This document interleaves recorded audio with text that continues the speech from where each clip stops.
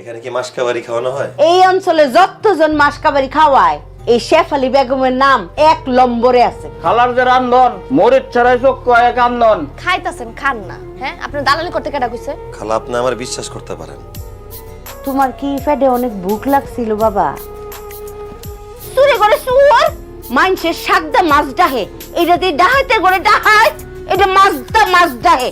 তোমার হিসাবে কো 15টা দিন খাইয়া টেহা না দিয়া সম্পট। দরজা খোলেন। আপনি তো ভালো মানুষ মনে করছিলাম আমি। আমার মার সামনে আমার মুখটা রাখছেন আপনি। 15 দিন ভাত খাইছেন না, টাকা বের করেন।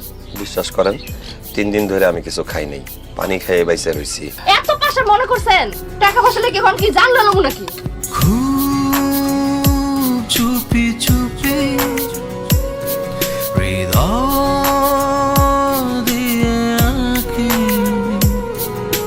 আপনি কি অনেক শিক্ষিত, মানে অনেক পড়াশোনা জানা মানুষ।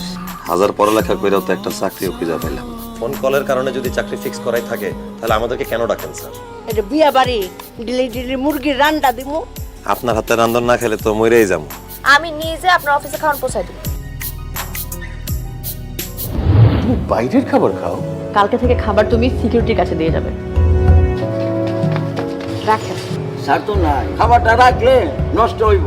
উনি আমার খাওন ছাড়া তো খাইতে পারে না।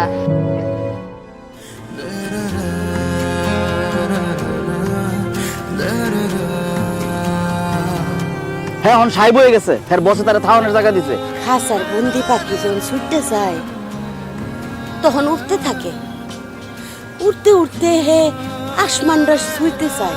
জরি না কই এই গরিব মানুষের খাওয়ায় আর হ্যাগোর কাছে দোয়া চায় তোমার লেগিয়া।